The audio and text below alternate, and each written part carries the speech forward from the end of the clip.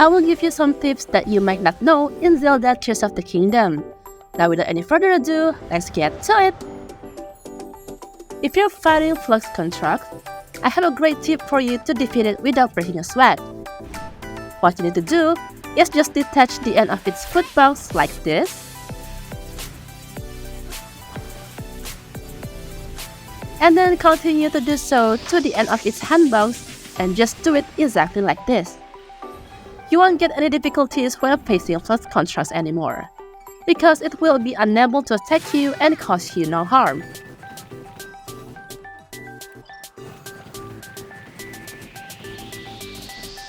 So this way, you can just play with it.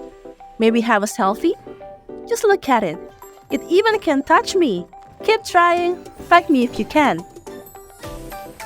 Now let's move to other enemies.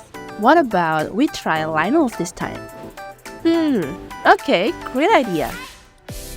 So if you put any Zelda device near the Lynels, it will automatically try to break it down with their roar.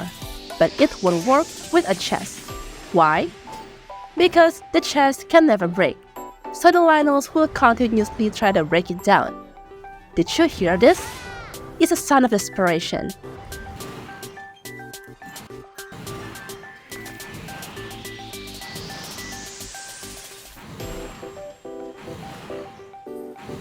This way, you can easily tame the Lynels and defeat them. Just shoot the head, and while they're at their weakness, hop on their back and yeehaw! Again! See? It becomes extremely easy. Another way to easily get rid of the Lynels is by jump into the steering stick. And this way, you can jump higher and just aim for the head. It became easier, right? The next tip to make your life in Zelda easier is this. Have you ever met this guy? If you haven't, basically this guy will ask you to help him hold the sign so he can make the foundation for his sign. Now, I have the simplest way to do that, and it's by using Hoverstone. Just place the Hoverstone under the sign and it will float. And it automatically will hold the sign. And when your job is done, you can talk to him again and get your reward. You're welcome!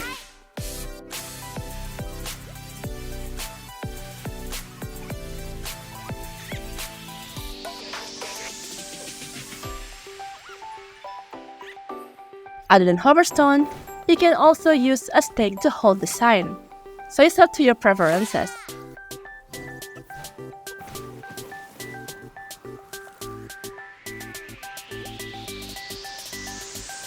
Now if you want to destroy a boulder and there's no rock around, you can use a portable pot, stake,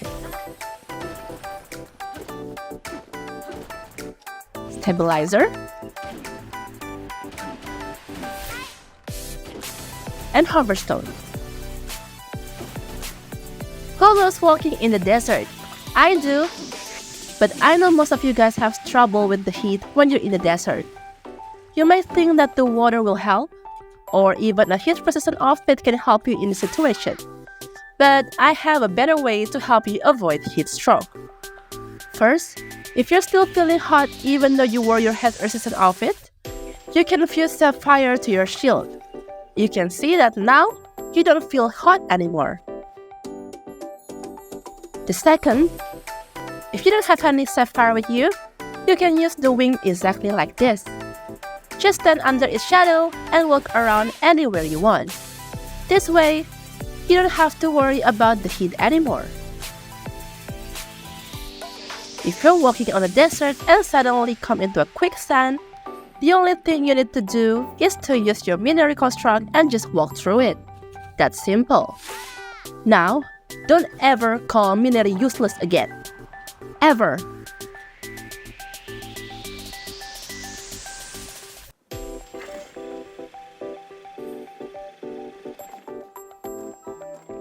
Now we get into the last tip.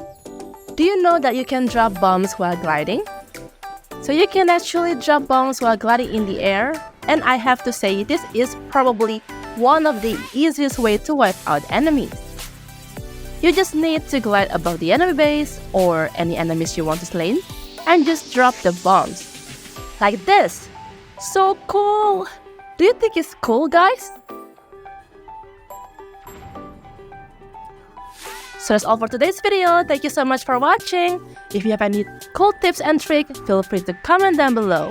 See you in the next video. Bye!